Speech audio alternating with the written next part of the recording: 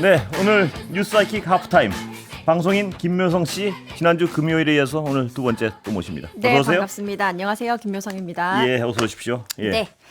오늘은 무슨 얘기를 들고 오셨습니까? 네, 오랜만에 네. 이 얘기 해보려고 합니다. 다큐멘터리 영화 건국전쟁 이야기 해보려고 하는데요. 사실 뭐 최근 여건에서는 건국전쟁 관람 열풍이라고 할 만큼 정말 다들 여기저기 보러 가기도 하고요. 예, 그렇죠. 그런데 반면에 역시 역사 왜곡 논란은 계속해서 예. 따라가고 있잖아요. 근데 최근에 한 의류 브랜드 노스페이스 의류. 네, 예. 노스페이스의 지주사인 영원무역홀딩스가요. 직원들에게 이벤트를 하나 냈습니다. 그 이벤트 내용이 이렇습니다.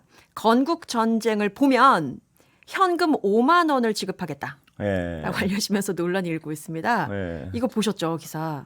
예, 기사 봤습니다. 영화는 안 보고. 아, 영화는 안 보시고. 영화는 아직 못 보고. 예, 네. 아직 뭐 앞으로도 안 볼 것 같지만 하여튼. 네. 이 영화표가 뭐 한 10,000원에서 2만 원 예. 사이 하잖아요. 근데 이렇게 예매를 하면 5만 원을 현금으로 준다. 사실 직장인들 입장에서는 솔깃할 수 있습니다. 솔깃하겠죠. 아니, 저 네. 같으면 제가 그 회사 다니면 네. 인터넷 예매하고 표 가지고 가서 5만 원 받고 가기 싫으면 안 갈 것 같은데. 아, 안 봐도 되니까 일단. 네. 아, 그렇겠네요. 아니, 그 간단한 계산 같은. 아, 제가 너무 영화를 봐야 된다는 강박에 있었네요.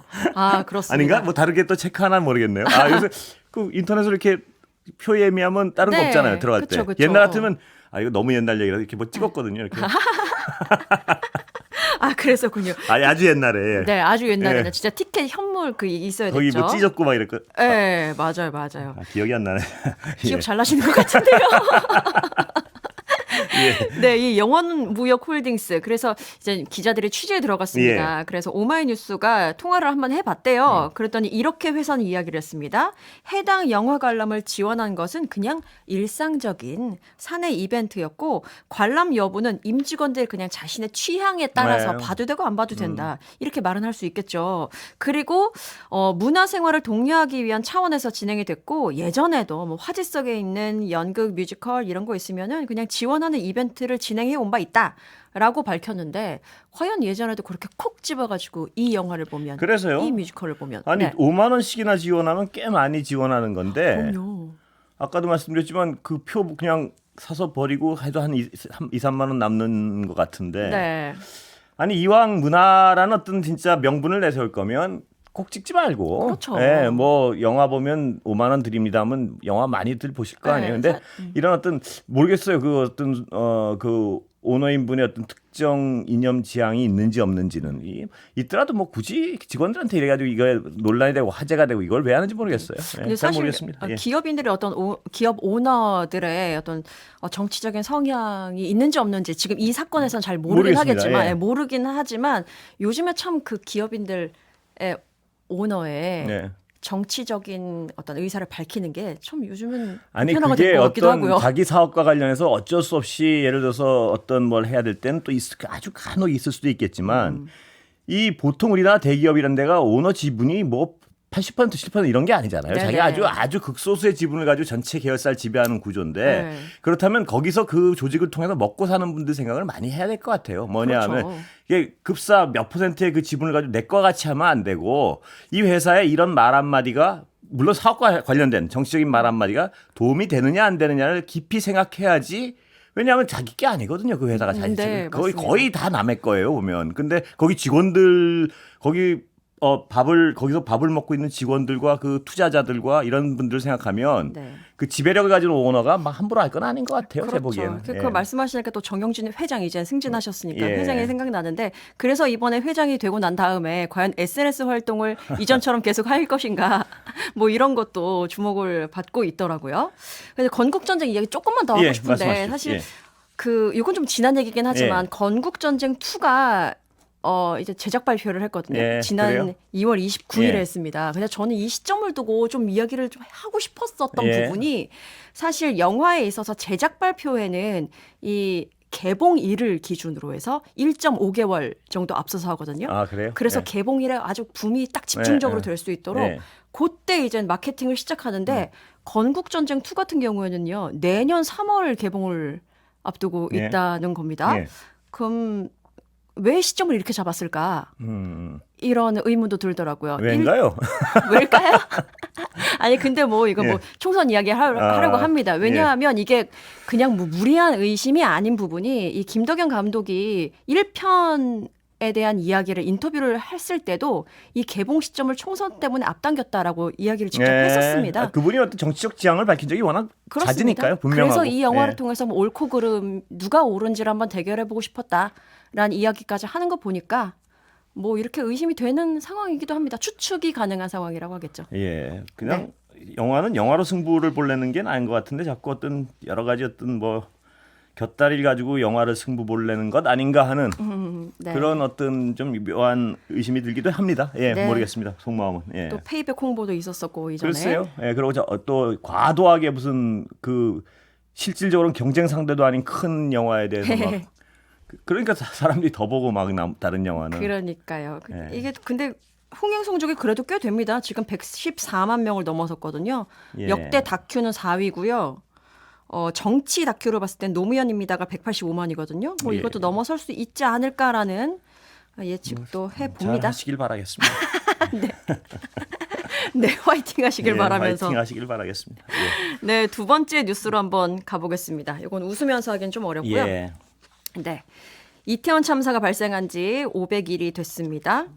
지난주 토요일에는 서울광장에서 마련된 그 이태원 참사 시민 분향소 앞에서 추모 문화제가 열리기도 했는데, 예. 자 오늘 처음으로 법정에 선 사람이 있습니다. 예. 김광호 전 서울경찰청장입니다. 예. 이 기소가 된 내용을 보면 할로윈 인파를 예견하고도 조치를 취하지 않은 혐의로 예. 정리를 할 수 있겠습니다. 그런데 오늘 본인의 무죄를 주장했습니다. 네. 무죄를- 뭐늘 그 하던 그 얘기죠. 예. 그렇습니다. 예측할 수 없었고 뭐 얘기 같은데 네. 저는 뭐 말도 안 되는 얘기라고 생각합니다. 여전히. 예. 그런데 여기서 이제 무죄를 주장하면서 예. 변호인이 한 발언을 네. 좀 짚어보려고 합니다. 이 구구절절 조목조목 굉장히 주옥 같다라는 네. 생각을 생각을 해봅니다. 일단 커다란 인명 손실이 있었고 서울경찰청장이었다는 것만으로는 검찰의 공소제기가 정당화될 수 없다라고 얘기를 했습니다. 그러니까 도의적 책임과 형사적 책임을 구분짓자라는 예. 이야기를 주로 했더라고요. 아니 어떻게 그 예측이 가능했던 이게 예측이 가능하지 않았다고 주장을 하고 있는데 네네. 이게 어떻게 예측이 가능하지 않았습니까? 매년 엄청난 인파가 몰렸었고 그전 정부에서는 아무런 일이 없었던 일이 더군다나 이때가 코로나 막 끝난 때라서 당연히 어마어마한 네. 인파가 몰려들 것으로 아주 당연히 예측이 가능했었고요. 그다음에 그날만 해도 한 2022년 한 10월 14일부터 여러 가지 경찰 보고가 있었어요. 자료 찾아보니까. 네, 그렇습니다. 위험하다, 뭐 많이 몰릴 것이다. 근데 이게 예측이 가능하지 않았다는 것도 말이 안 되고 또 예측이 가능하지 않았다는 게 말이 안 되는 데를 떠나서 가만히 있었다는 건 더욱 말이 안 되는 거예요. 여기서 이 사람들이 몰렸는데 당일에 접수된 신고만 해도 수십 건인데요. 인파 통제를 시도만 했어도 이런 사고 안 났다는 건 아마 정확한 얘기일 겁니다. 인파 통제를 제대로 책임 있는 서울경찰청장이 나서서 이 인파 큰일 난다라는 말과 명령 하나만 내려서 그 많은 젊은 목숨이 죽지 않았다는 건 저는 확신하고 있습니다. 개인적으로. 맞습니다. 그런데 자기 책임이 없다고 여기서 주장하는 것 자체 법적 책임이 없다고 주장하는 게 말이 안 되는 것 같아요. 그 예측 가능성에 대한 입장에서 이렇게 얘기했더라고요. 언론인이나 호사가들 중에서는 예측 가능성이 있었다고 이야기하는데 그거는 비현실적이다라고 이야기를 했었습니다. 그리고 한 가지 더 이야기를 했는데요. 미국에서 할로윈은 아이들이 사탕 받으러 다니는 날에 불과하다. 한국에 이 문화가 들어오면서 젊은이들이 파티하는 날처럼 된 면은 있지만 그렇다고 군중의 대규모 운집과 압사사고를 예상하고 사전에 경찰이 투입된다는 것은 과도한 주장이다. 이 문화에 대한 이야기까지 했습니다. 아니 그러니까 이게 그 말이 맞으려면 그 전에까지 네네네. 사탕 나눠주고 이런 행사로 끝났는데 그 사고가 난 그해 특별히 막 사람들이 갑자기 젊은이들의 이 문화가 돌변해가지고 무슨 막 몰려서 놀고 하는 문화로 바뀐 게 아니잖아요. 이 할로윈이라는 문화는 우리나라 들어올 때부터 약간 어떤 젊은이들의 축제 파티 그런 문화로 들어왔잖아요. 근데 그걸 갑자기 미국 문화 얘기를 하면서 자신의 잘못을 덮으려고 그러는 게 내 보기엔 약간 이거는 변호 차원을 넘어서서 뭐 물론 변호사가 짜내신 전략이겠지만 네. 이해가 안 되는 거죠. 그날 아침만 해도 지금도 얘기하면 젊은이들이 놀러 나가서 죽을 수 있다는 생각을 하고 놀러 나가는 나라는 없습니다.